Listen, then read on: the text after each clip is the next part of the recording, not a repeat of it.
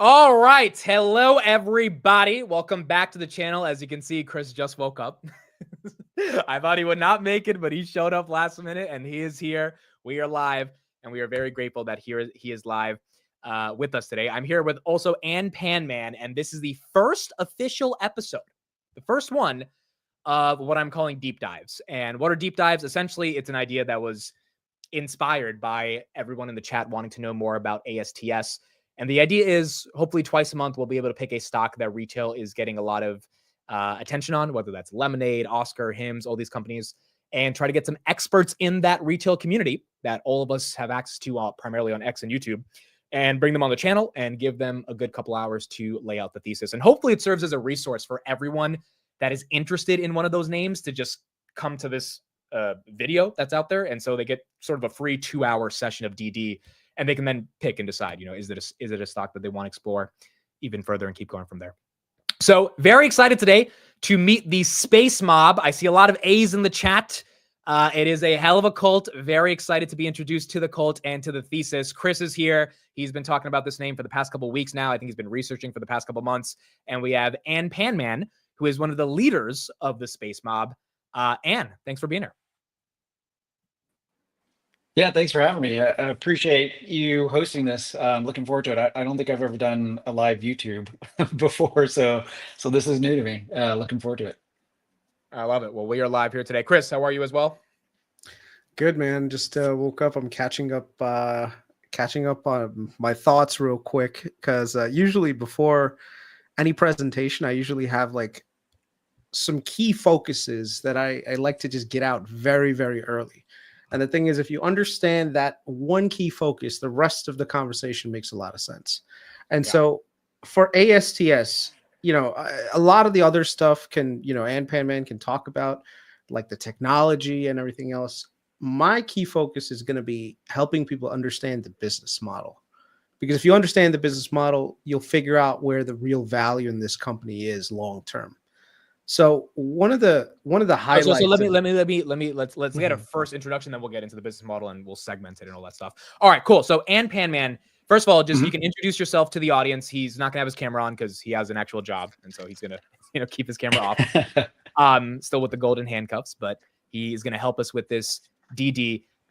So to open it up, who are you? How did you get introduced to ASTS? Can you give us a little bit of your background? And then the question to kind of start it off with is, why are you excited about this company? Yeah, so by way of background, I was an investment banker for a number of years and then a portfolio manager in the hedge fund industry for well over a decade. I did, event-driven long short. And then more recently, I, am just managing my own money. And so I created this social media account back during COVID when SPACs took off in 2020. And I actually created this account to help educate people because I think there's a lot of misunderstandings about how the SPAC product worked and how, there are a lot of retail folks jumped in and didn't understand, for example, what a registration statement is, like when a pipe gets registered and when does that become effective and when can those folks sell? And so I started the account back then, and then I got pulled into Discord, Reddit, Twitter, and I just started sharing ideas with folks. And I came across ASTS Space Mobile back in December of 2020. I'd actually invested in it back when people were speculating on sponsors and what deal will they come up with. I had a big warrant position in a company, in a sponsor called New Providence Acquisition Corp, and so that was a SPAC.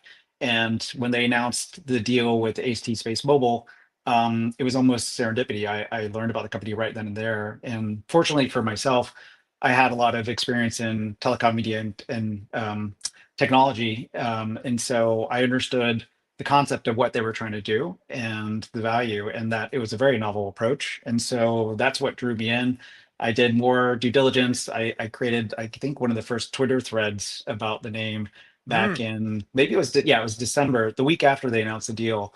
And then I got involved, pretty active on Reddit, and the rest is history. I've just been investing in and following the company, been through the ups and the downs, the short attacks, whatever, everything. And so over that period of time, the retail community continued to grow stronger with additional investors, which has been great because I think one of the things which is powerful, which I think you probably know quite well, is that when you have an active retail community, you have people from all walks of life, right, who come from different disciplines, and so they look at investments in a very, very different lens. We have, technical experts who understand RF really well, who understand space, like satellites launch. We have folks from finance, accounting, law, production. And so what's been great is that by having this strong community, you get a bunch of different perspectives. And so the due diligence in a collaborative way, and of course, we always argue and test each other's thesis, but I think ultimately the quality of work and the level of conviction that you end up, whether that's on the bullish side or the bearish side, actually ends up being higher than, for example, when I was in the hedge fund industry. You tend to know a lot of the names, but not at a very deep level. Right. And the other thing that I would say, which is great about retail, is that you have a much longer time horizon, right? Like folks can buy and they can hold something and they can average down. When you're in a hedge fund, you're basically judged day to day, week to week, month to month. And so you don't have the ability to put forward a thesis and stick with it. And if the name's down 10%, add to it. You always have a risk manager or CIO who's like, why is this down? Are we wrong? Or, things like that. And so I think especially, we saw that this year with Trump, the Trump administration coming in and the volatility. You saw hedge funds having to gross down and cut risk, whereas people like us, it's like, oh, hey, a lot of these names are on sale that I have high conviction in, and whether it's this administration or the next, like this company's going to do well on the commercial side, on the government side for defense, which we can talk a bit more about later. But I'm going to add, and so you had the opportunity to buy more ASTS at 23, 24, and now we're looking at 36, and we're probably, we're not probably, we are heading into a catalyst rich next few months, which I think the company is going to, make several new all-time highs. And so, I think it's a great time to be an investor in the company. It's on the cusp of commercialization, also winning a bunch of defense contracts. We can talk about Golden Dome and why this company is relevant for that. But there's a lot of things going on for the company. So a great time to be having this YouTube for your audience. So what you said here is really, really exciting to me. So there's two things that stood out. Number one, you highlighted the quality of due diligence that retail gets to come together with because of their different backgrounds in life. And the biggest example for me is Palantir. There's just so many people that I met from all these different technical perspectives, finance perspectives, that were able to come together over the course of 2 years and say, hey, there is something here. And the equity professional research reports didn't see what retail was able to culminate together, which is just very, very exciting. And then the second thing you said right here is that you used to work at a hedge fund. What you said is very conducive with what we saw. Retail bought $40 billion of stocks in March and April, the time where it was the most risky to buy the dip. Hedge funds traditionally could not buy those stocks. And now if they want to get into ASTS, they have to buy it at 35 versus at 23. And so I think the timeline and trajectory that retail has on a name and the level of commitment they can have to actually understanding the name, not just at a surface level, but really going deep, is what makes this so exciting. And at the end of the day, dude, this is real money. This is real money. Palantir had all-time highs today. Like, these are people that when you invest low, buy low, and you sell high, and you could sell really high. This changes people's lives. So I think it's very, very powerful. That's right. And it's exciting to be here. Very exciting. Okay, so let's get started with this. What is ASTS for beginners, and why are you so excited in the name? Yeah, so what it is for beginners, ASTS Mobile is pioneering. They created this market, which is called. Can you share my screen, Amit, real quick while Ape Man is talking, because I'll go along with the presentation. Yeah, go ahead. Sorry about that. Yeah, so what they're creating is the first space-based cellular network, and so they've built these very unique satellites, which are about the size of half of a basketball court. There's a very unique process in how they fold that large phased array with, on one side of there's solar panels, which get, powers the satellite. And on the other side is a phased array, which basically communicates with your unmodified mobile phone on Earth. And so the cool thing about this company is that they've created this technology where, because they have this large aperture or phased array, it can communicate to your everyday cell phone. So imagine if you're in an area where there's no coverage, or let's say you're in the Hamptons and you're on the beach and there's no like if you're ever out in New York, there's a lot of dead spots there. That satellite has the ability to beam signal down to your phone and get signal back and communicate. And so what's cool about this technology is that it not only can do that by connecting to your unmodified phone, but it delivers broadband speed. So some people probably know about Starlink and how they have a direct to cell satellite service through T-Mobile. Today, that's very sporadic text messaging at best. Whereas what AST Space Mobile is working on with its partners here in the US, for example, AT&T and Verizon, is delivering broadband connectivity to your phone. And so it's a very cool technology. The what's unique about the business model is that they are not competing with the what we call multi-network operators, the MNOs, or mobile network operators. They're actually partnering with them. So with AT&T and Verizon, for example, they have basically access to 70% of the US market. And they are able to the cool thing is that instead of having to go out, like, for example, Starlink or Iridium, and go out and acquire customers, these guys are actually working with the MNOs. And so they already have, the MNOs have an install base, right? Like you and me, we have our mobile phone. And when this service is rolled out, we'll be able to opt in and say, you know what, I'll pay an additional $10 a month to get full 100% nationwide coverage. So if I'm out in the desert, I'll be able to use, AST Space Mobile if I have an AT&T or Verizon plan. And either I could do that by paying, call it $10 to $15 a month for that service, or I could do a day pass, right? So I could pay whatever it is, $15 or $20 to use it that day. If you're out camping in an area where there's no cell coverage, this will work. And so the cool thing is that for the company, it's a super wholesaler. So they're not actually, they don't own the customer. The MNOs own the customer. They do all the billing, customer acquisition, marketing, support, service, all that stuff. These guys just provide the satellite and the backend infrastructure. And what's cool is that they don't actually have to go out and buy spectrum. So they're actually reusing cellular spectrum. So if you can imagine Verizon and AT&T, they own what is the most valuable piece of airspace out there, which is cellular spectrum.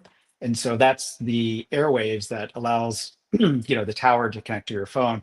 So these AST Space Mobile is not going out and buying spectrum. They're actually leveraging their partner spectrum to deliver the service directly to you. And so through their partnership with MNOs, imagine, and there'll be, for example, Harvard business case studies written about this company, but imagine having an install base worldwide. So they're working with 50 global MNOs, whether that's Vodafone in Europe, Telecom Argentina, Saudi Telecom, Rakuten in Japan. There's a whole host of these MNOs, but those MNOs have about 3 billion subscribers today. And so if you could imagine when the constellation is up and they're able to start turning on service for these subscribers, whether there's 10, 20, 30% adoption rate, imagine this company's end up being the largest carrier in the world, which is a thing to think about. So yeah, the business, there's the commercial side, which is they're serving customers like you and me. There's also the government side. So in defense, if you can imagine, a soldier, a warfighter being connected in a war zone, AST Space Mobile will be able to provide connectivity for those soldiers or vehicles, drones. Imagine like IoT, anything that can operate on cellular spectrum, but also the company's moving into other spectrum areas as well, which we can talk a bit more about later. And then finally, there's the government side, which is first responder network. And so you might see people talking about FirstNet, which is in the US, a network that was created after 9/11, where if during the 9/11 attacks, when the cellular network was basically inundated with people trying to call loved ones and firefighters and police department trying to communicate. This separate network was created after 9/11. And so if you can imagine, AST Space Mobile is working with AT&T to provide service for FirstNet. So like if you have a hurricane and cell towers are taken out and network infrastructure is taken down, AST Space Mobile will be able to come in and light up spectrum in that area. And then that will allow people like firefighters, ambulances, also victims too, who if you were in some of the Florida hurricanes and cell towers were down, you didn't have an ability to, get in touch with folks. Whereas the satellite, when it's overhead, it'll be able to light up that spectrum and connect people. And so that's kind of a Just quick to pause background of you the on company. Yeah. just to pause you on Anpanman, just so this actually happened in California with the Palisades fires as well, where there were That's right. cellular towers in the area that were down. So Elon Musk actually had to bring in Starlinks loaded on back of Cybertrucks and then create a quote unquote like a back end cell network so that people could actually communicate with each other, especially first responders. Had AST Mobile been available at the time, they could have just activated it and boom, there you go. Now you've got, the same kind of effect without having to do this other situation where you're bringing in Starlink terminals. And I think that's one of the main That's right. differentiators between Starlink and these guys, which is this one goes directly to the cell phone, right? So you're connecting from satellite to the phone. Now, the benefit, there are some downsides to that, but they're mild in comparison to the benefits that you get. So one of them is, of course, your throughput is not going to be like, you're not going to get 200 megabits per second like super speed.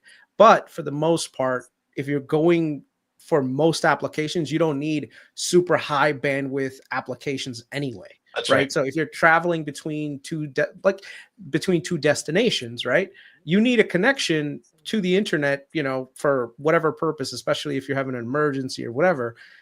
So you need the connectivity, but you don't need like crazy level of connectivity that's going to let you, stream 5 HD movies at the same time. Right. So that's one thing. The other thing is some of the people are saying, well, is this going to destroy the business model of the cell phone tower networks? And that's not it at all. These guys actually piggyback on that coverage. So there are certain areas in the country and around the world that you don't want to build cell phone towers because you have to build a tower, you have to connect it with fiber optic, and then it broadcasts a signal. And the thing is, if you have like a 5G signal, 5G signals don't really go like super far out. They only go maybe a couple of miles at the most. So what ends up happening is now, in order to really cover all these dead zones, from an economic value standpoint, it doesn't make sense. If there's only like, let's say 50 people living in that 1 mile radius, what are you going to build an entire tower and pay rental services, bring fiber optic there, put a tower and put all the radios on top of it just to serve 50 people? Like, no, you don't. Now, of course, there's going to be That's right. a lot of people that are occasionally going to be traveling through that zone, right? That you want to make sure that you're providing coverage for. Well, how do you do that in an economical way? Well, you do it with a satellite, so by having this, it kind of like works to cover the areas that the towers are not economically viable to cover. Also, there's parts of the world that you can't necessarily build that infrastructure anyway because of local instability. They could just tear those towers down. There's so many things that that prevent you from actually building out. So one of the great things is you actually have a cell phone tower company, which is the largest one, American Tower, actually being a strategic investor in them. And I think that's another thing that lends credibility because I think American Tower understands the business model, saying, look, there are certain areas that American Tower does not want to build any more towers. So how do you get around that? Well, their thinking is, wait a second, if we just get AST Mobile, we partner with them, we get best of both worlds. We get a technology partner. We can basically get all the upside without having to actually do a lot of the additional work. So that's right. That's basically the gist of it. And the thing is, this technology, and this is the really wide moat that these guys have. And maybe Anpanman, you can kind of explain it a little bit further. But it's that spectrum, that access to that spectrum. If you look at the spectrum licensing, how much it actually costs around the world, I mean, you're talking about hundreds of billions of dollars worth of spectrum that you have to license. By partnering with companies like Verizon and AT&T who already own that spectrum, you're not having to pay all that money. You don't have to deal with that. So if you had to license your own spectrum, you'd run into huge capital costs up front that like you couldn't afford. So go ahead. Sorry. No, that's a very important point. I guess I'll say a few things from the MNO's perspective. So first, yes, that's right. MNOs own all the most valuable spectrum that's usable today. And it's important to note that for them, that spectrum is not being utilized in these areas that don't have towers built out. And so imagine, when Verizon tells you as a customer, like, hey, we've got 99% coverage, it actually only means 99% coverage where people are. But in actuality, in terms of landmass, like in the US, they only cover 70% of the US. And so Bro, the rest of the country. the local sandwich shop 5 mintes from my house, I can never eat the sandwich at the shop because I can't be on Twitter because there's no service. Yeah, It's yeah.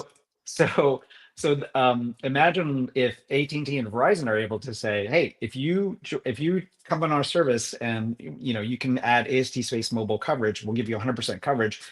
Imagine like what that does for churn. Imagine what that does for going after T-Mobile customers who, right now they're using Starlink direct to cell, which is texting, but AT&T says, hey, guess what? I can offer you broadband, like wherever you are. That's a game changer. And to your point about towers, this is a CapEx story for MNOs. So MNOs have build out requirements, right? And imagine for them being able to say, okay, we're not going to put a tower in this area where there's not much population, and then we've got to pay whatever it is, like tens of thousands of dollars to maintain power and also networking equipment there. We're actually just going to light it up with satellite. And so instead of spending, I think there was a research report recently. I think it was Scotia was saying that I think AT&T could save $6 to $7 billion of capex a year on using AST Space Mobile. So not only are they able to, if you think about carriers, like they're trying to raise ARPU, like average revenue per user. So this is a new service that they can offer to their users. Ultimately, I think it will, for premium plans, it will just get built in and they'll raise the price on everybody.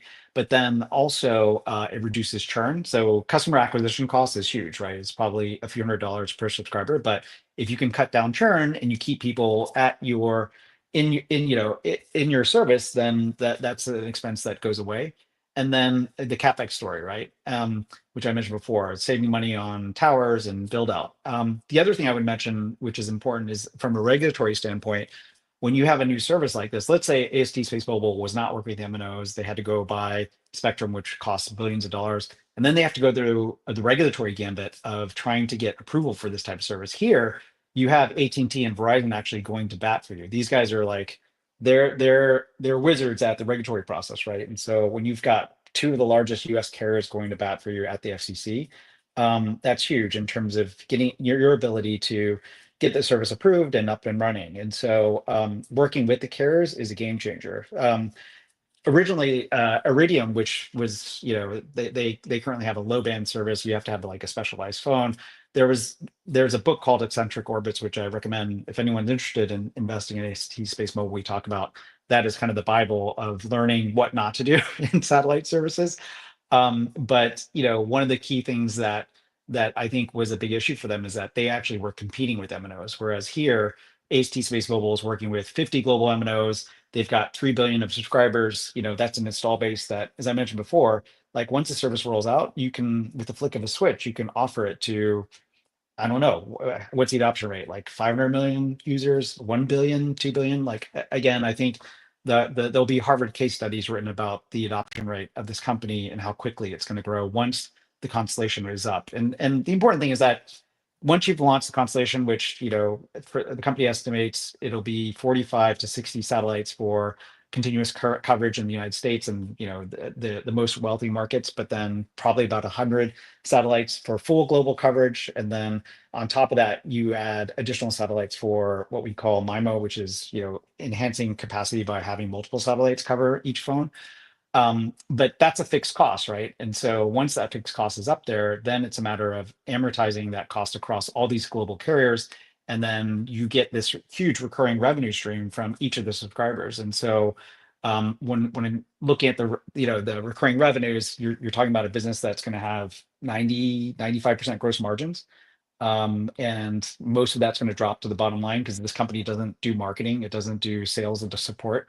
The only real expense for the company going forward is going to be CapEx, which is putting up new satellites, replacing old ones. And so the business model is beautiful. I think if you look at sell side research in a steady state long term, you're looking at EBITDA margins that will probably be somewhere north of 80%, maybe even 90. Wow. So yeah, it sounds crazy, but when you peel back the layers of the onion and you do a lot of work, it actually makes sense. Okay, so before we get deeper into parts of the discussion, I as a new uh, person to the ASTS story want to ask this question. A lot of people in the chat are probably thinking of this. This sounds a lot like Starlink. So how do you guys reconcile what's going on with Starlink, and why won't Elon win in this game?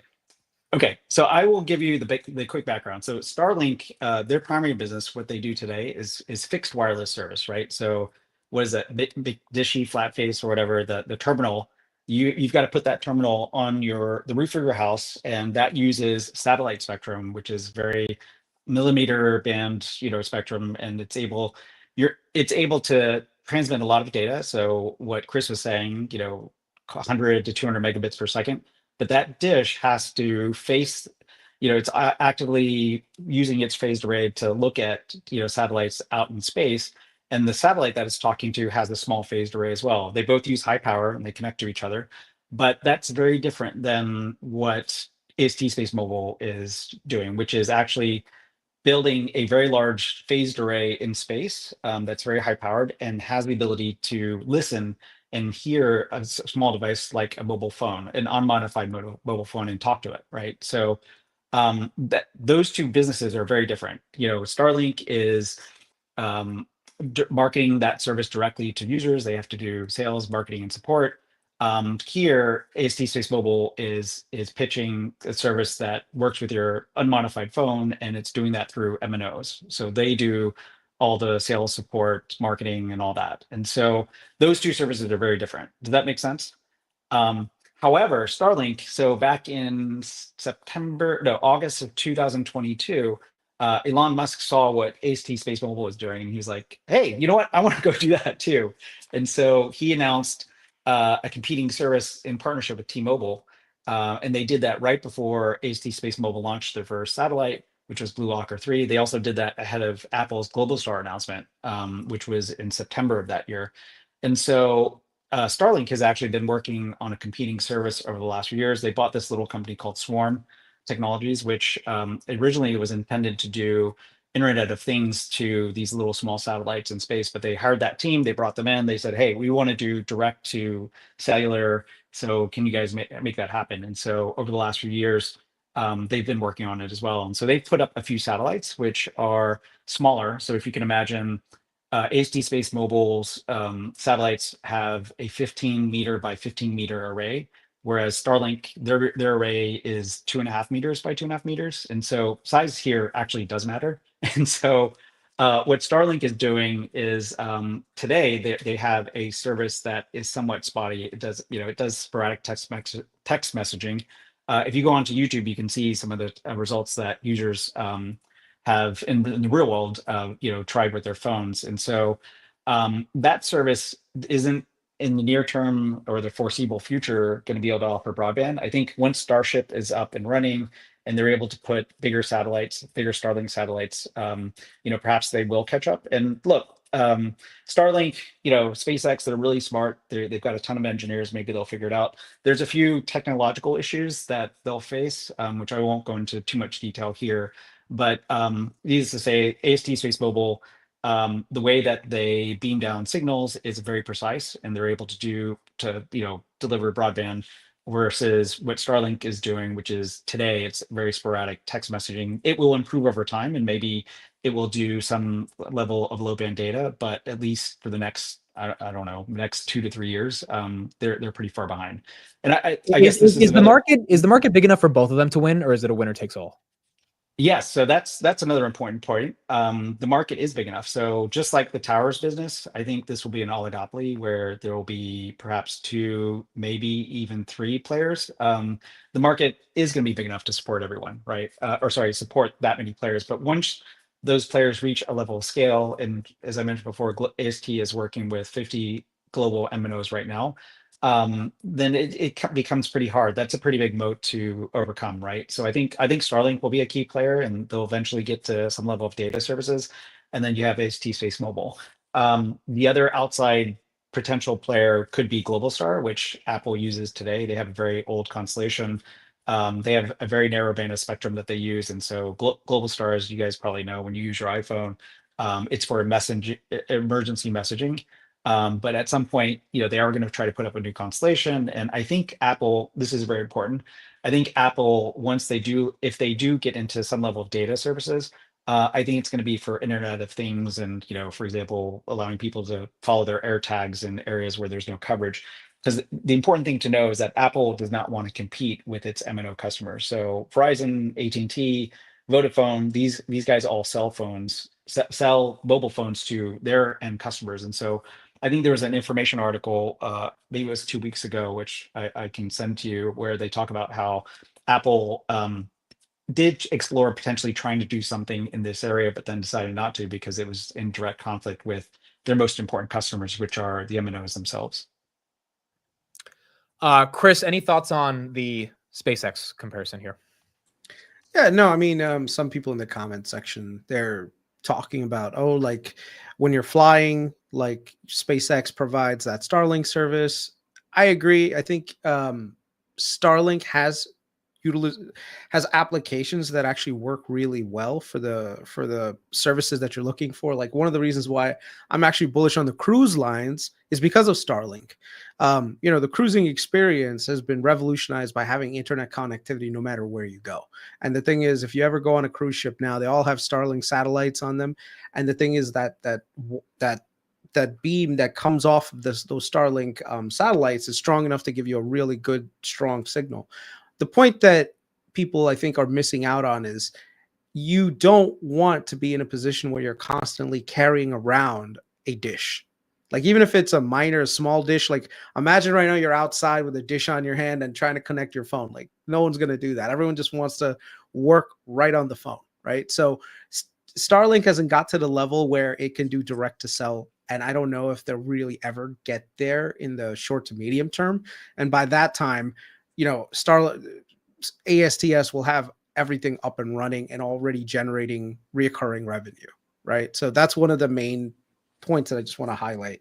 The other thing is from a military, there are commercial applications, but there are also military applications with regards to this, especially if you're thinking about long distance drones. If you're thinking about like managing the battlefield, you need connectivity. But the thing is, you don't need a really high quality, like laser beam focused quality, thing coming off of a Starlink satellite. So I think the applications for this technology are a lot more wider than what Starlink is currently doing. And I think that's one of the key things to highlight. Also, they're not trying to be the default like internet service providers of people, whereas Starlink is trying to do that. Right. So that's one of the main differentiators that you have to remember. And I think the market is big enough to support multiple players and multiple technologies that are out there. So, yeah, that's right. Yeah, I would add on the military side. So, having a large phased array in space gives you the ability to do quite a few different things. One, there's one application is basically a backup GPS system. That's one that the military is actively looking at with AST Space Mobile.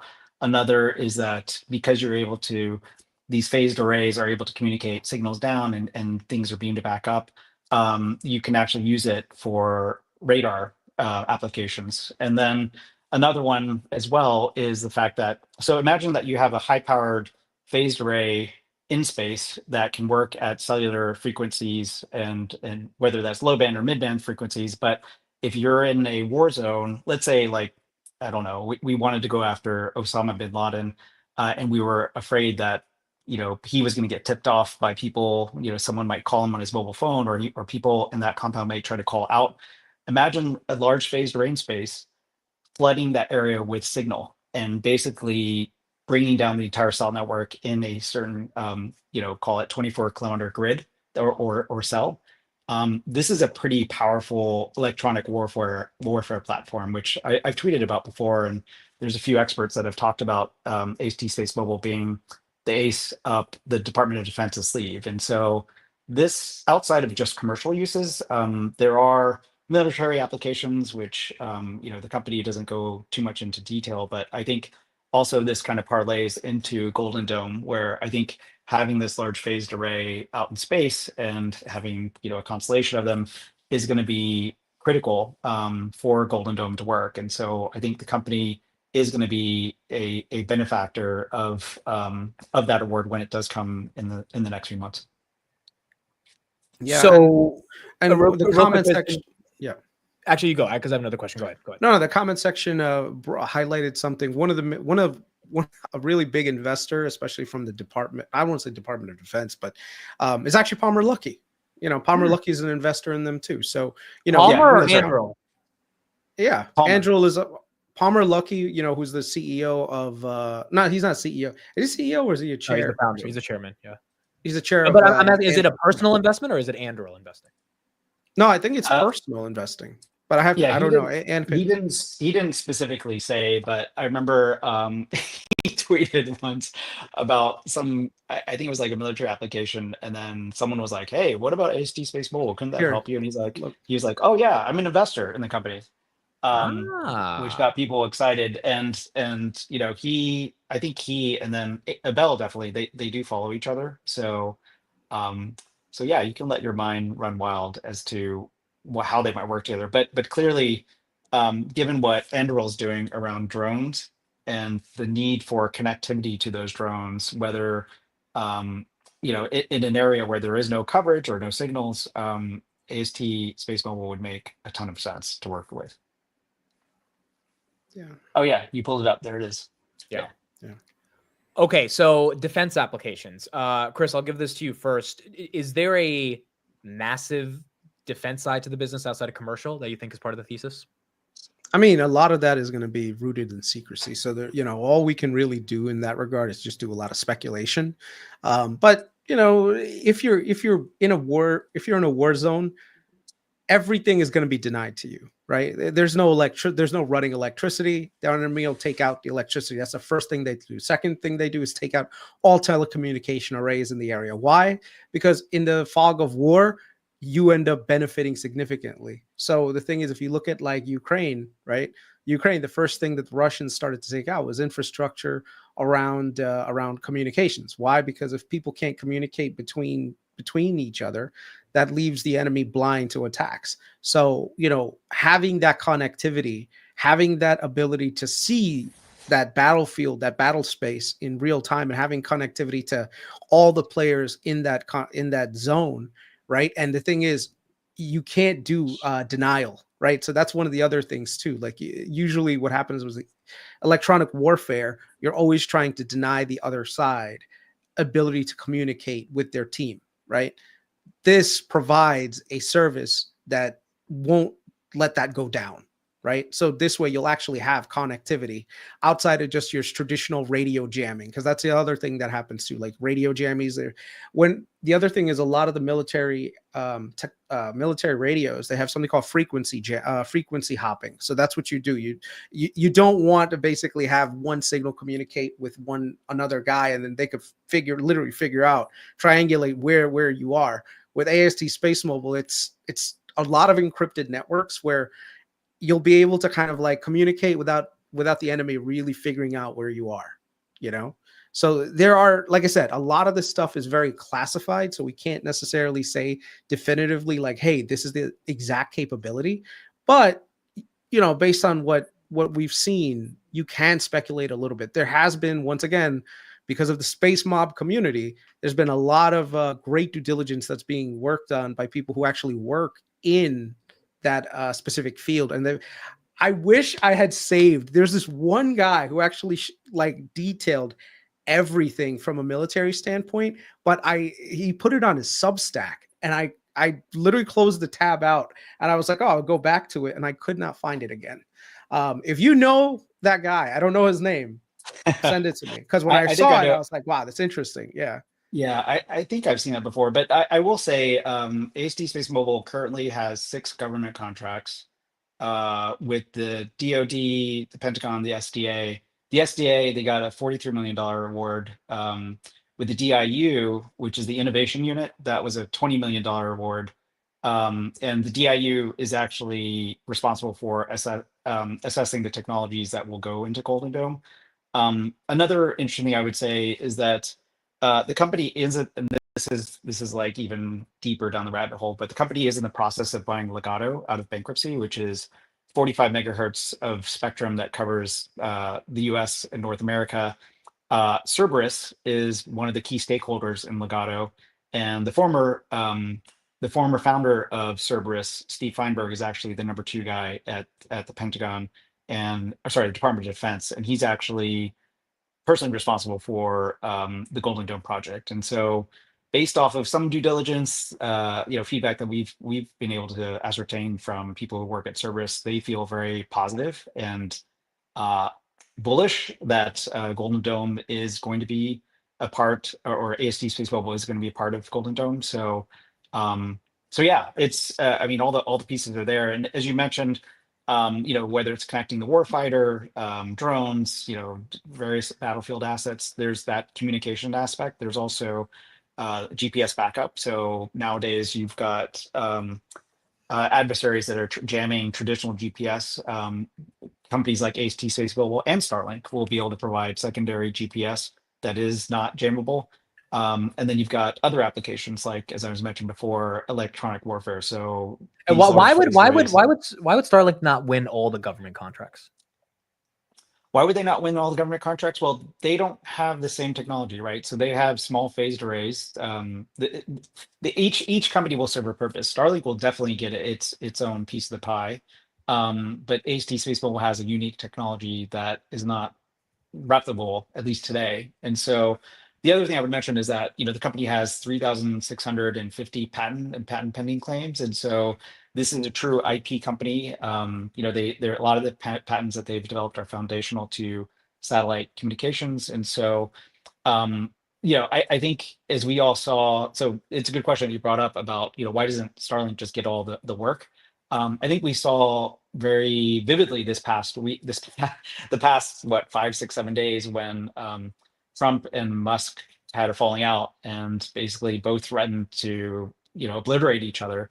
I think that made a lot of people at the Department of Defense, all the military branches, really concerned that, hey, this one guy, if he's like stuck in a K-hole and he's upset for whatever reason, he could yank our communication service from us, right? Or just like what happened to Ukraine. And so we need to have a diversity of suppliers where we're not solely relying on one company, whether that's for launch, and which is why companies like Rocket Lab, Blue Origin, United Launch Alliance, they're probably going to get more government work going forward. But also for AST Space Mobile, where I think before the concern, and this is part of the bear thesis, part of the concern is that, hey, Starlink, they want to do what AST is doing, and now that Trump's in office, what if Elon tries to slow their progress? And so what was great to see is that after Trump was elected, the FCC, Chairman Brendan Carr, Senator Cruz, they recently visited the company. You haven't seen any regulatory slowdown for the company, and so that hasn't been the case. But then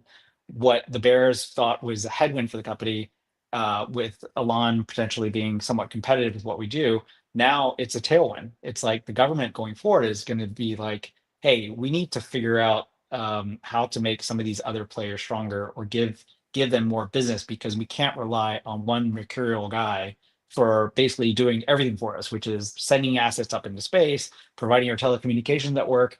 If this guy loses his mind and decides to shut us down, then we're screwed, right? And so I think what was a headwind is now a tailwind for these companies, and it's AST Space Mobile, it's Rocket Lab, it's Redwire, some of these other new space companies, and any other companies that are either competing directly or indirectly with SpaceX and Starlink.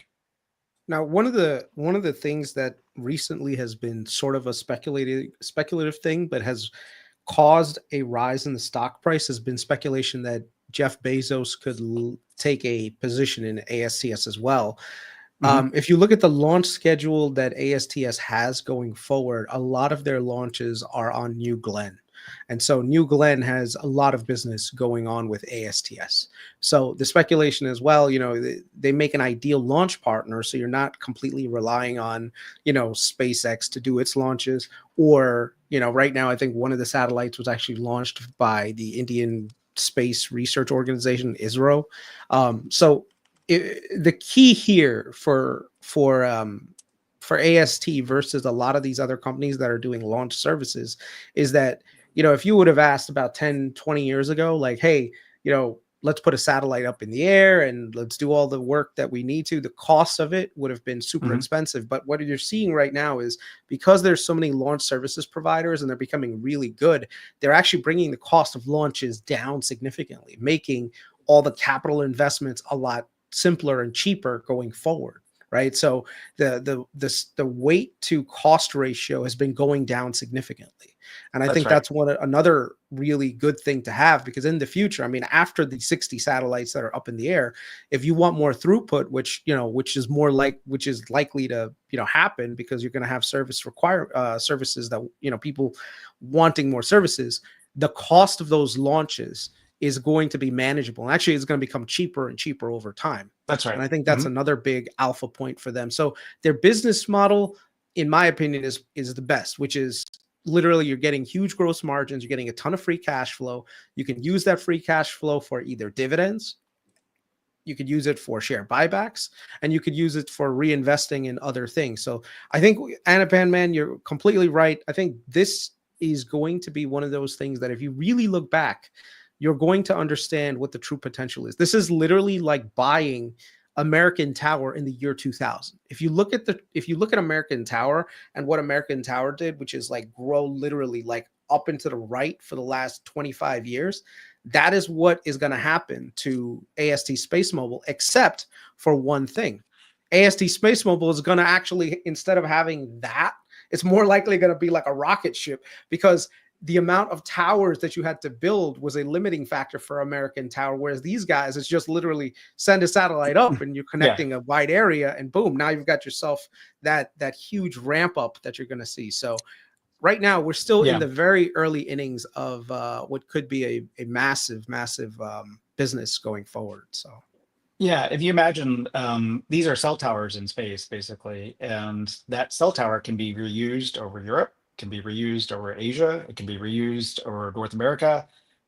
So the capacity utilization is very great, right? And so that business model went and it's connecting to unmodified phones and install base that already exists. And so, like, if you pull up Deutsche Bank's research, the projections for the company, they're in 2030, they think the company's going to do about 5.3 billion in revenue, adjusted EBITDA of 4.9 billion, free cash flow net of capex of 450 million, but free cash flow of like 3.4 billion dollars, which is pretty nuts, right? And I think those estimates are conservative. Now, the timing of that could be, it could be conservative, or it might be a little, overly optimistic, depending on how quickly they can get their satellites up. But if you talk to the management, the biggest enemy and the biggest threat to the company is themselves. Like, they've got to execute, they've got to ramp up their satellite production to 6 satellites per month, which they're hoping to get to by the end of this year. They also have to get these things up on launch. And so you're right. One of the biggest risks is that they are going to send up their first Block 1 satellite on ISRO in July, and then after that, they're sending up satellites on 2 Falcon 9s, which will hold probably anywhere between 3 to 4 satellites. And then once New Glenn is up and running, that vehicle will be able to take up about 8 satellites at a time. That said, if New Glenn does have some delays, then they will have to go back to SpaceX and backfill capacity there, which is going to be a bit more expensive. But I will say, and one of the key things to know about SpaceX is that there's plenty of capacity for launch there.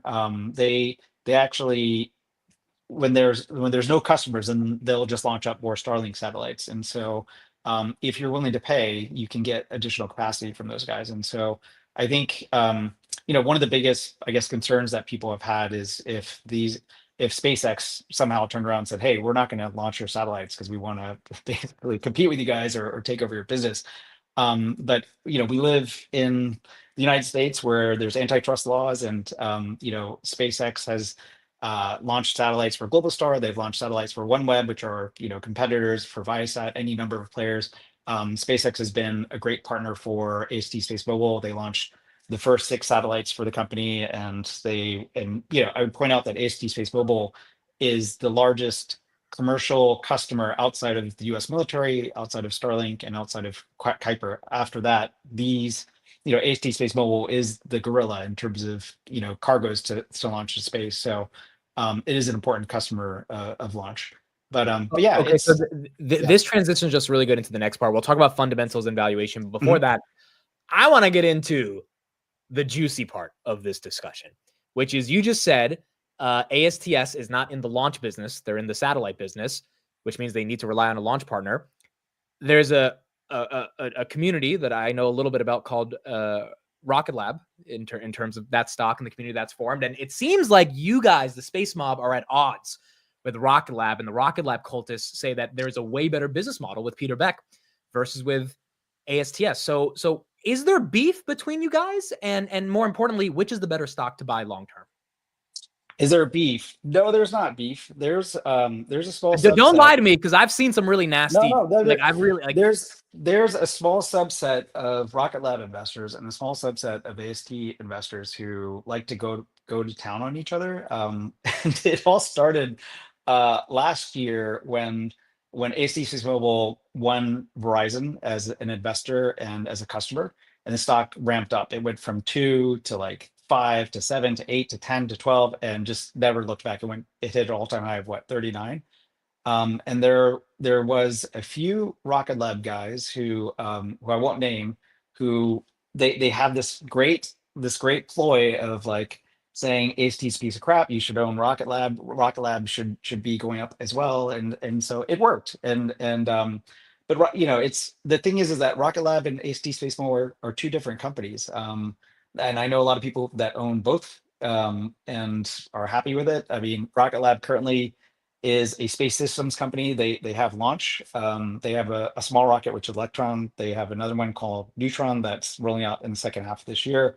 And I hope they do well, because the more launch, the better, because the pricing of launch is going to continue to go down. Well, why would then you rather own ASTS over the next decade over Rocket Lab if you had to pick? For me, it's about the business model, right? Like if you look at Rocket Lab, I think the gross margins are 25 to 30%. I mean, it's a hardware company, right? I do think that they are looking to potentially get into communications, and I don't know if they're going to build satellites for someone or if they're going to launch their own service.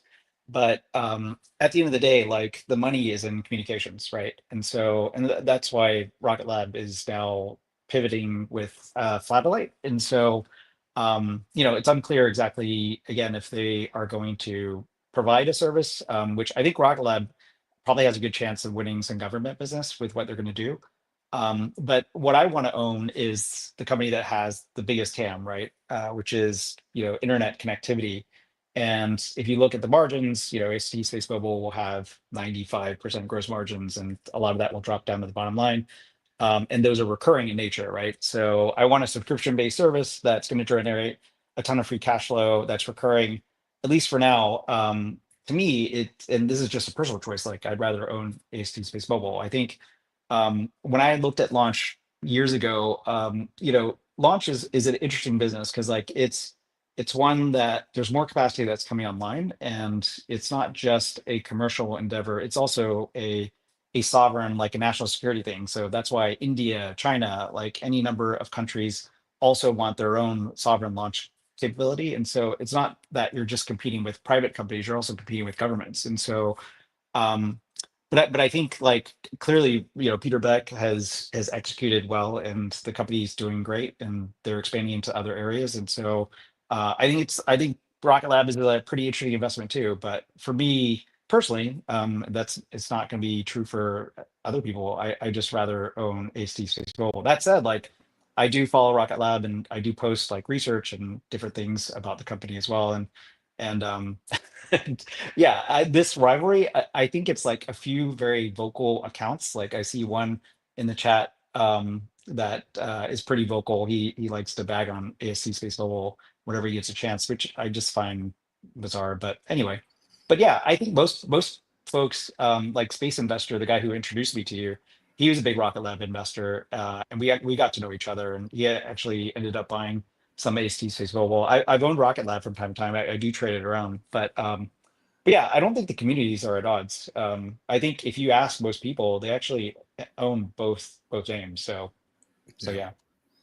I think that eventually we will start to see an entire industry kind of like populate around space. You know, whenever you see new industries, like look at AI right now. So everyone's looking at AI saying, oh, look, CoreWeave does data centers for them. NVIDIA does the chips. You know, these other companies, they do the applications.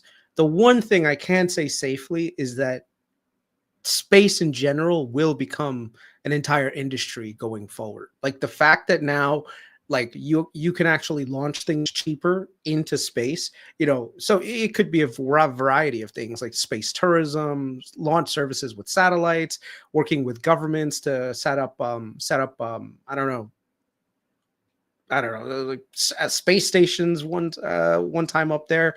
So there's a lot of applications that are going to be space based, but you have to have that vision, maybe look 10, 15 years away.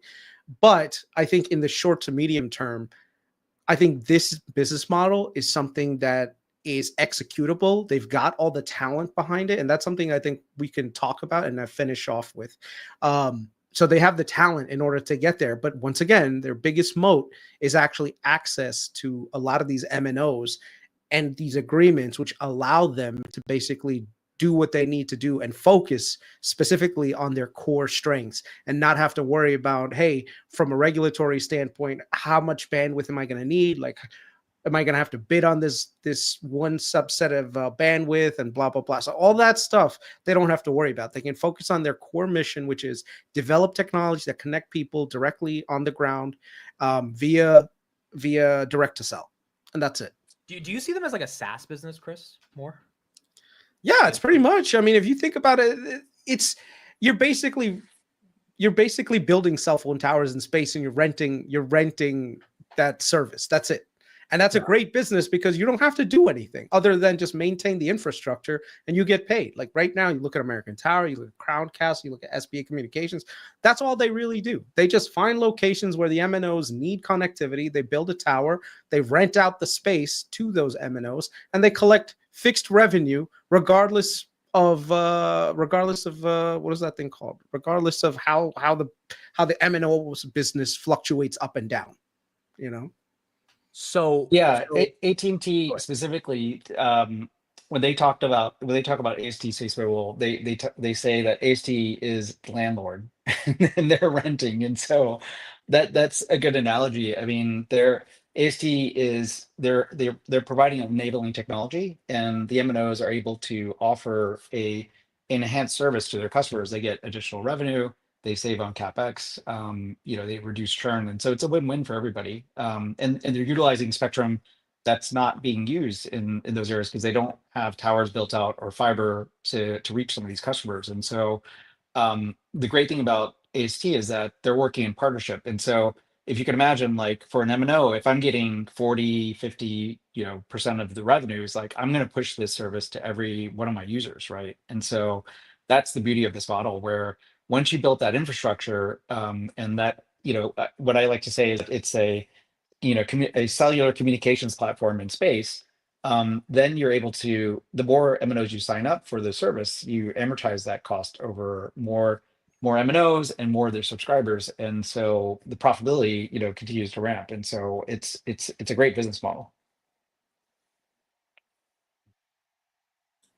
Okay, did he just freeze on us? I mean, did I freeze? Blink. Or did he freeze? I think he froze. Yeah, he looks like a statue right now. Yeah.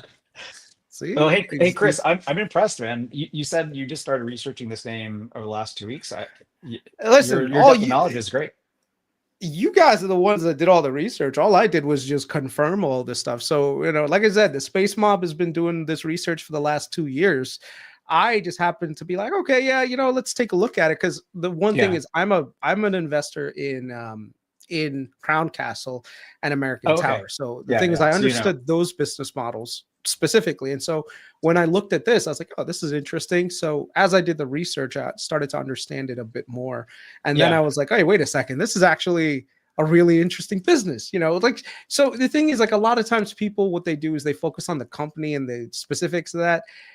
I think if investors focused more on business models, they would actually make better investing decisions, right? Instead of speculating on, let's say, like an energy company. Like, some people will be like, I'm going to buy this energy company because it's going to make a ton of money when oil shoots up to 100. But I'm like, yeah, but what if oil stays at $40 for 6 months? This company go bankrupt, But the thing is, there are pieces in the energy trade that actually make money regardless if oil is at 40 and oil is at 100. And those are the companies you want to be in. So if you find companies that have excellent business models, that have reoccurring revenue bases, that don't rely on fluctuations in commodity and pricing dynamics and user preferences, dude, that's great. You've got this nice, strong level of growth, and you got to up into the right business, and if you get in early enough, you could 10, 20, even 100x on your position, and you don't ever have to, you don't ever have to worry about, hey, how are they going to do with earnings this year? How are they going to do with earnings a year from now?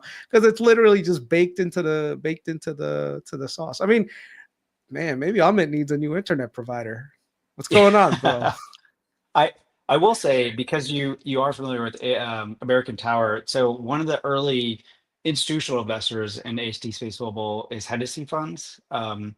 If you Google Hennessy Funds and then AST Space Global, you'll see some of their write-ups. But they were an early investor in American Tower, and the reason why they actually found AST Space Global is that they saw that American Tower made basically their first and only venture investment, which was investing in AST in their Series B, and then they also invested in the PIPE when the company went public.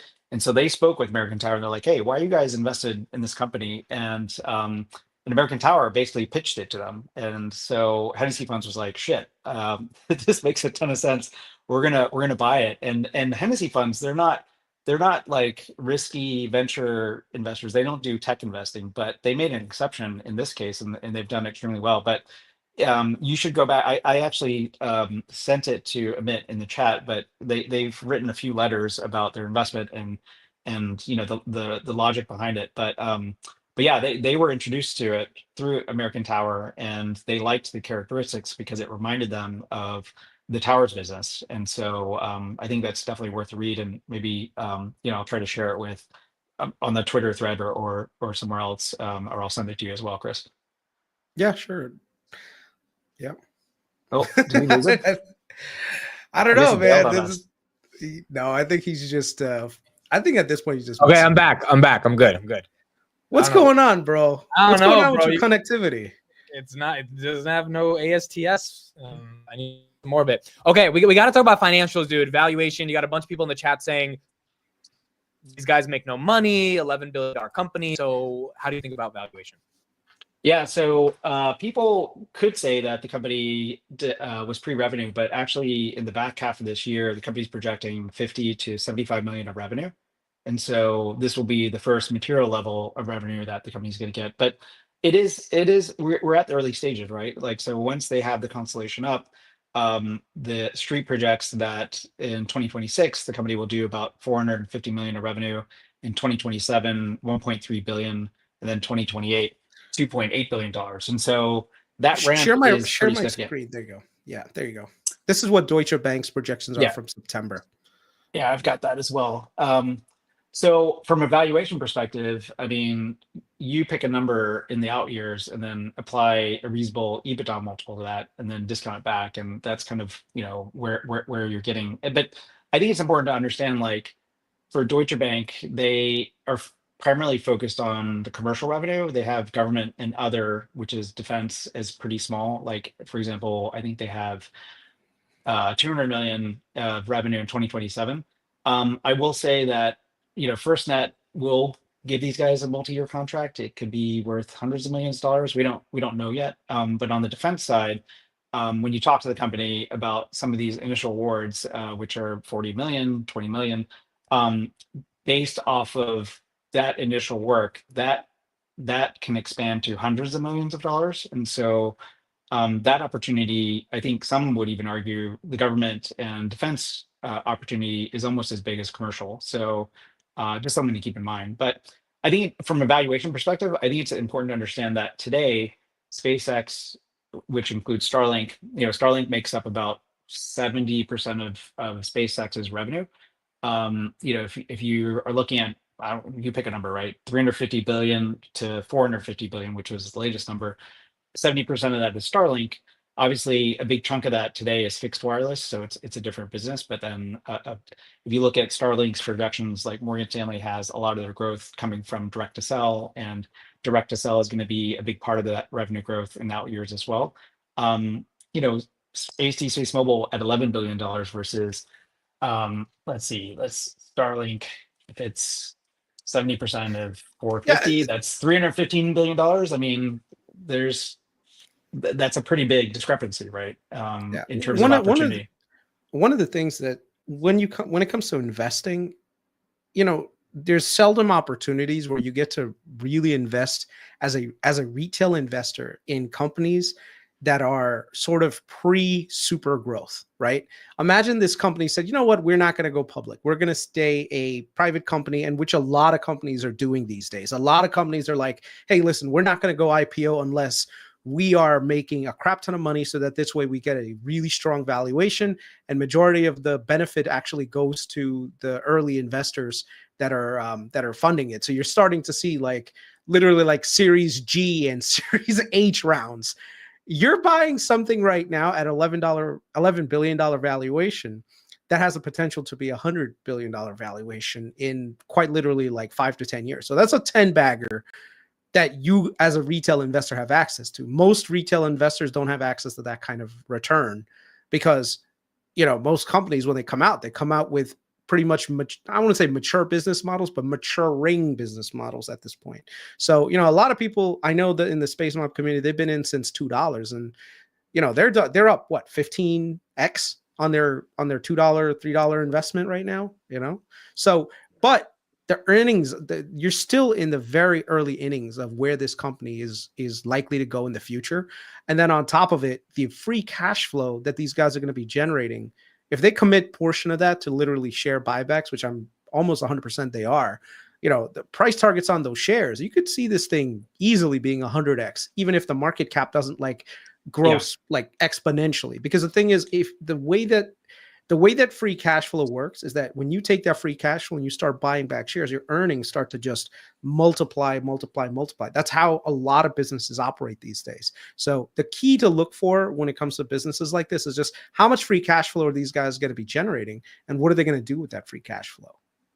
And like I said, you're getting the opportunity to buy this at still a very young valuation compared to its true potential in the future.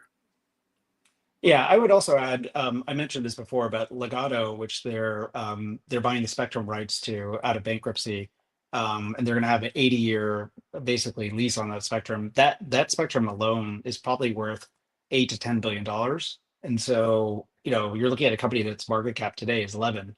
And so there's event-driven investors love doing some of the parts valuations, but there's real asset value there just for that spectrum that they'll be able to utilize in North America. And then I agree with you, the amount of free cash flow that the company's going to throw off, they can devote that to share buybacks and dividends. But also I think, expand into other areas. And so today they're focused on direct to cell, but given these large, the technology that they have, they've developed ASIC chips that are going to have much higher performance and capacity. The satellites, which they're putting up into space, they can also use that to deliver fixed wireless internet too. That's not their core focus, and it's not what they're going to do out of the box. But if they decide to densify the constellation, there's no reason why they can't offer fixed wireless to your home eventually, right? So, but for them, the biggest TAM and the biggest opportunity is to mobile devices, because that's how most people consume internet. And if you think about third world countries where mobile phone is your computer and that's all you have access to, this is, I think you mentioned this before, Chris, the ability to in let's say Zimbabwe, a carrier is not going to have the ability to go build out towers to these villages. And this was part of Abel's mission in the beginning. And, when he started the company, he wanted to connect the unconnected. And that meant folks out in the sub-Saharan Africa and other areas where they don't have connectivity. And so what can we do to lift these people out of poverty is give them internet connectivity where they get access to banking, health services, education, through a mobile phone. Maybe they'll have lower capacity in terms of bandwidth. You can follow these services, but they'll pay $2 to $3, and it will lift millions of people, perhaps billions, out of poverty. And so I think there's a lot of there's that aspect of the story which I think is probably lost on a lot of folks when they first start researching a company. But if you're able to provide connectivity to these regions, it's going to improve the economic environment of all these countries and the people who live in them. Would you wait for a better price though? I mean, like, it's up a lot this year, 35. Some people are saying, hey, it's probably going to come back down. Like, is that the right mindset to have, or is it more long-term, like DCA? I think you just have to take a long-term perspective, right? Like, what's 5%? I remember when it was at 2 and people were crying over 20 cents. And it's like, what's 20 cents over the long run? It's nothing. Like, just keep buying, right? And so now that we're at 36, I mean, there's a reason why we're here. We're on the cusp of the launch of the next generation Block 2 satellites, which the first will be in July. And then the company is hoping to get to a cadence where they launch a batch of satellites every 1 to 2 months. And then you've got the Golden Dome opportunity that's coming up. You also have the fact that the company is going to be closing on, or in the bankruptcy court, they will be getting approval for closing the deal with Legato, which it still has to go through regulatory approvals. But there's a lot of catalysts that are coming up, and so I think that's why you're seeing the stock where it is now. Because next year, once enough satellites are up, they are going to start commercial service, and so then you're going to see the adoption rates kick in, like actual revenue coming in on the commercial side. And so we're kind of, for the people who've stuck with the name since 2020, they went through hell and back. For basically a pre-revenue company that had to raise funding in painful ways and had to execute. But now we're kind of at the other end where, hey, we've got AT&T and Verizon signed up. No one in their I never imagined that Verizon would come on as a customer and that AT&T would give up its exclusivity and work with its mortal enemy. But that's what happened in May of last year, which is why the stock, ramped and went on that huge run. Because not only when Verizon came on as a customer, that was a huge validation point for the company, because Verizon also evaluated Starlink and what they were doing. They were like, you know what, we don't want to do that. We're going to go work with AT&T and invest in ASTS Mobile. This is the horse we're going to ride. And so I think for people who are new to the story, a lot of it has been de-risked, which is why the stock is where it is. But that said, it is very volatile, and so you might get an opportunity to buy it lower. But I do remember, like, when the stock went from 5 to 8, there were people that were selling for $1, and they're like, "Hey, it's going to pull back to 7 and 6, and then I'll just be able to buy back in." That reminds me of Palantir for Chris Patel. Yeah, this entire comment section is going to laugh in about 2 seconds. That's what happened to me. I focused too much on valuation and not on potential, right, Amit? Yeah. Go ahead. Take your victory lap, asshole. Dude, my internet barely is enough for me to speak. So you got it. Well, I can join you there. I don't own any Palantir. Maybe I should. Not at this valuation. Screw that. Anpanman, I don't know if you're comfortable disclosing, but are you all in on this stock, or? It's a majority of my portfolio. Yeah, I mean, there's a few, but I own quite a, like, I would say, north of, digitally, like, there's a few of us that own north of 10, 20, $30 million worth. I have a significant position in it via options. So basically, I saw some discrepancies in the options market, and I basically bought some. So I'm just chilling on those gains, which is nice. But and nice. I still think there's a lot of potential. So yeah, just when volatility crashed, it was a good time to buy those calls, and then when volatility increased, it was a good time to sell some on the short end, and basically just play the middle. And basically, yeah, there's still opportunities for people looking, if you know how to do it right using options, and especially because there's so many catalysts that are coming up, it makes sense to go that route. So, yep. But Okay, yeah, so my first of all, I goal got one long more term.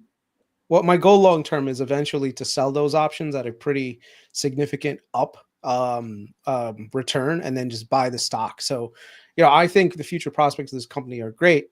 So all I need this company to really do is just hit higher than the short leg of my call options, which I have. Right. In which case, now that total return, once I cash it out, just going to end up going to buy the stock, and just letting the kids enjoy it in 20 years and be like, hey dad, what's going on? How come we live in this big ass house? And be like, hey, there's this company that I bought, a while ago, and that's what happened. So yeah.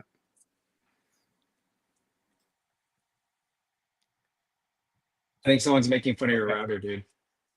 Dude, it's so I don't know why it's happening today. It is so weird. Like I'm literally on a hotspot right now because my who's your internet provider? Who's your internet provider? Optimum. Oh, that's Optimum. why. So you still have cable? You have cable internet?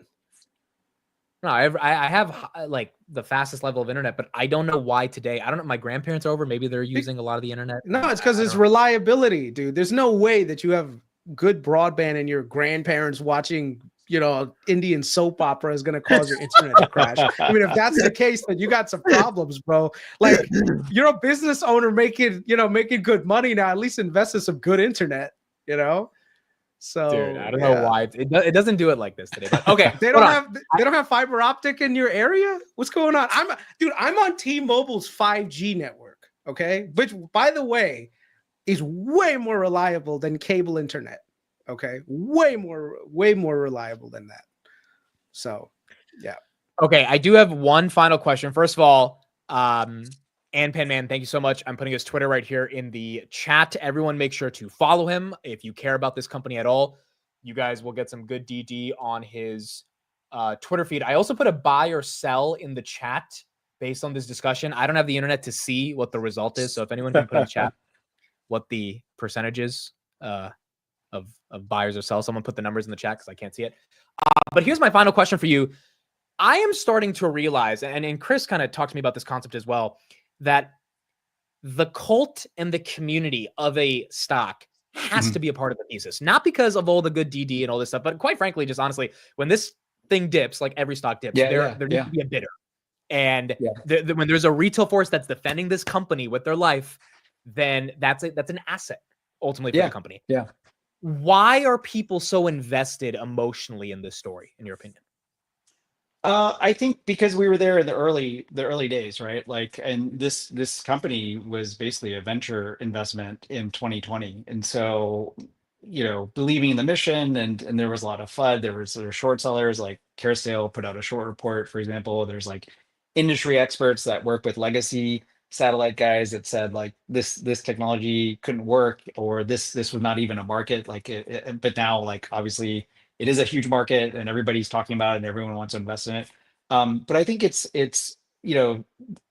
when folks spend some time and dig into the story, like the mission of what the company's trying to do is very compelling, and I think it's something that people can wrap their arms around pretty easily. Once we talk about it in the sense that for someone who spends 5 minutes of due diligence, they want to short this stock. But then if they spend an hour of due diligence, they want to mortgage the house and invest in it. And so I think that once people kind of get over that hump, they want to throw everything they have into it. And so the great thing about the community, which you mentioned, and it's an asset, is that when you enter periods of uncertainty, there are these folks that you can kind of lean on. And I kind of joke that Twitter is kind of like therapy, right? Because people, when the stock is down, people are like, why is the stock down? They come up with like 20 reasons why maybe the stock is down. It's like, sometimes you need a calming voice of like, hey, this is just noise. Like, it's just day-to-day machinations, data from the market, right? And so has anything changed with your thesis? No. And do you believe in the company long-term? And has the management executed? Yes. And so just chill out, like go touch grass, go outside, do something. And I think that's part of the value in the community, in that as individual investors, I think people often do get shaken out by volatility. Whereas I think if you have people that you've built relationships with over time and you trust, and you build a community around it, it's easier to have conviction and to, instead of sell, at the wrong times, like at lows, you actually add to your position. Or if things get frothy and perhaps you are more trading oriented, if everyone's positive, then you kind of take that signal and say, hey, I'm going to trim a little bit here. And so that's where I think is the value of the community. And specifically for this company, if you talk to management, they know the value of what retail has brought, because in the early days, there weren't many institutions that were interested in taking a shot at this company once kind of the SPAC craze died off in 2022, the market pulled back. And so it really was the retail community that was carrying the water for this company, whether that was actually owning shares, but also doing research, because they're, sell side did some work, but it wasn't that great. And so that appreciation for management, whether that was like inviting, I don't know, I think it was like 2,000 or 3,000 retail investors. They hosted them for the most recent Cape Canaveral, launch of the 5 Block 1 Bluebird satellites. There is this understanding that, hey, we've got this energized investor base, and they are valuable to the company. And not only that, but ultimately, this is a consumer service. And so just like the original early retail investors were in Tesla, where hedge funds were like, this will never work, but the investors, because they were short sighted versus long term retail investors, like, hey, the economics of EVs, like I want to buy one eventually, and battery technology is getting better, and consumerization of electronics, like eventually this thing will work. And so you had all these retail guys support and do research in Tesla and helped carry that company through the difficult times and make it through the periods where there was no institutional support. And I think similarly, AST Space Mobile, Tim's, any number of these stories, like the fact that that retail investors have the ability to conduct a deep level of due diligence, have a conviction, and have a long-term mindset, I think is a game changer. Do you think are there institutional analysts that understand this company really well, in your opinion? There are some institutional analysts that understand the company, and then there's a few institutional investors that do as well. But it's pretty funny because like this is one of the few names where if you read sell side research, they will refer to the space mob and they will say, we found out this because the space mob or base, so there it's I've never seen it in my professional investing experience where retail like institutional investors will actually look to retail for insight or to get to news first, or uncovering FCC filings or regulatory filings around the world. And so I think it's a very unique aspect, which I think people should be proud of. All right, I love it, Chris. Any closing remarks? The CEO Abel is actually a former CEO of another company who was able to sell his company at a good profit. Took the money, reinvested this in 2017. So this is a fairly new company. One of the key things is, of course, those patents. And the thing is, when you have a founder-led company, I know that sometimes people put a little bit of premium to that. I put a lot of premium into founder-led companies because there's this innate like sense of, hey, I need this to work because this is my legacy. This is my project, as opposed to just someone who comes in as a manager and is just like, hey, I'm going to manage this business for what it is. So I think what it is, one of the things I like about this company, of course, that it's being run by its founder who has had a successful business venture before this. If you're just investing in someone who's never been in a business and they're just doing this for the first time, you're kind of like, okay, whatever, let's give this person a shot. But with this one, you kind of see someone who's already a business operator, who's been able to lead large organizations and structure that. So, just for people wondering, yes, the CEO is actually technologist as well as a founder-led CEO. Yeah, and he owns a significant portion of the company. He owns, I think, just over a quarter of the company, and he has super voting control as well. And this is his passion. And when you talk to management, he's often on the factory floor trying to get these satellites built. And so yeah, I think when you invest in a founder-led company, it's quite different than others out there where you basically have a hired gun, and perhaps they don't have as much passion or vision for the company. I love it. This was awesome. I think this was really cool. You guys were the inaugural episode of Deep Dives, and I'm happy we started it with ASTS. Looks like we got a lot of people in the chat that enjoyed the due diligence. Chris's Twitter and Anpanman's Twitter will be in the description. Yeah, we'll keep doing this, guys, hopefully twice a month, and we'll try to get into some other stocks. But I think this was good because I've been getting a lot of questions about this, and hopefully this can serve as like that go-to video people go to just figure out what the company is and, you know, what the investment thesis is as well. Yeah, thanks, Amit. Thanks, Chris. Would love to come back at some point in the future or whenever if you guys want to do it again. And yeah, I appreciate you inviting me up. I had a great time. Thank you, man. I mean, your information was very valuable. Like I said, it just, when someone like you comes on, what it does is it validates the thesis for a lot of people, because what happens is, you know, as a retail investor, you may not have the bandwidth to spend time researching these things. So you kind of want people who are super diligent with their research and putting that information out there and just basically casting a lot of the FUD aside and basically just focusing on the core things. So having someone like you, it was great. Thank you for coming on, you know. Now I'm going to go back to sleep because I have a real fucking job. I'm it. Milking me, bro. You're milking me and Anpanman right now for content. You don't think we notice? We notice. Dude, I really didn't think you would make it. We were 2 seconds before going live, and then Chris joins and he's yawning. I'm like, oh, we got Chris. There you go. We got it. Yeah. Let's do it again soon, guys. Yep. We'll do it again soon. Thank you, everybody. Good night. All right, I'll see you guys when the market open. Bye, everyone. Have a good one.